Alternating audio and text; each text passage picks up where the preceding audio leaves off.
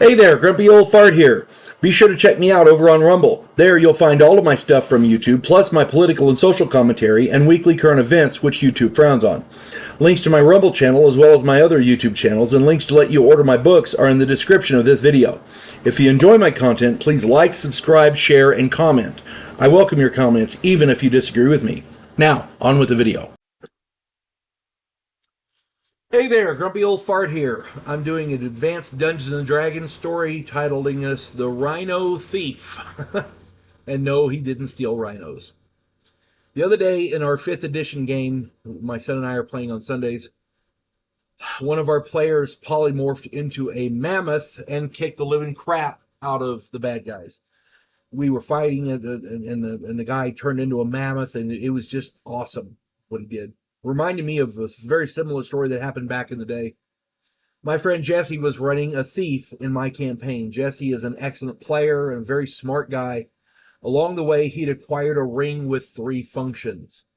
The first one was invisibility for 6 rounds once a day. The second one was a silence 5-foot radius for 6 rounds once a day.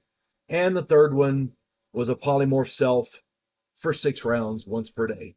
And that was what the wizard that identified it told him, because that's what the wizard knew. So, the first 2 functions he used pretty regularly, and he just enjoyed the hell out of it because he loved them, because they allowed him to sneak attack with extreme amounts of effectiveness. He really, really loved that ring. Invisibility and silence as an attack. It only lasts for 6 rounds, but you can attack all you want while you're invisible. You know what I'm saying? It was improved invisibility. But, you know, silent charging back attacks was his big deal, and he had other stuff that allowed him to. He was a high level thief, plus he had items that allowed him to do more multiple damage on backstabs and stuff, and this was just ridiculous. He could charge backstab for double damage. I mean, we called him the Ginsu Ninja bitch for a reason. Okay. So anyway. They came upon a really challenging foe. The guy was an 18th level anti-paladin of Orcus, and he was kicking the ever-loving shit out of the group. Normally, they would have put up a much better fight. It would have been a much more even fight. But for whatever reason, the players were rolling real bad.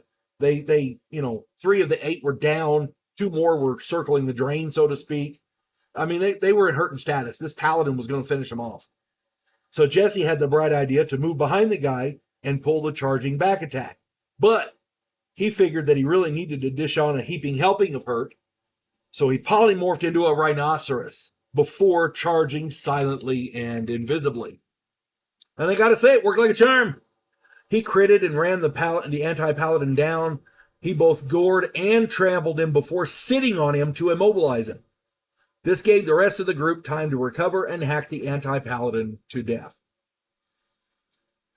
Yeah, it worked wonderfully. The problem was, what Jesse did not know, unfortunately, was that the ring was in fact cursed. Once the polymorph was used, all 3 functions activated permanently. So Jesse's thief became a silent, invisible rhinoceros permanently. Then the ring became useless. The group had no idea what was going on. It took forever to figure it out. It took several months in game time, and more than once the group thought it was under attack. It came to blows several times. Being in an area of silence, Jesse couldn't say anything, so he was writing me a lot of notes, and it was very frustrating for him. He was a trooper. He played through it. He played his thief well, but ultimately the group found a wizard cleric high enough level to remove the curse, and all was well. But Jesse's time as the invisible silent Rhino Thief was one of the most interesting times in any of my games. And kudos to Jesse, because he played it well, and after it was all done, he continued to run that thief, and that thief was badass. Jesse's an excellent player, man. I hope you hear this. I hope you read this. Listen to this video. I'll get it right in a minute. I hope you hear this video and hope you reminisce on the good times, because, man, we had a lot of them. Hope this finds everybody well. You folks have a good one. God bless one and all. Clarissa Lowe, a historian from the future. Delmore Kane, a Civil War veteran turned outlaw. This oddball pairing faces a conspiracy of epic proportions spanning the centuries.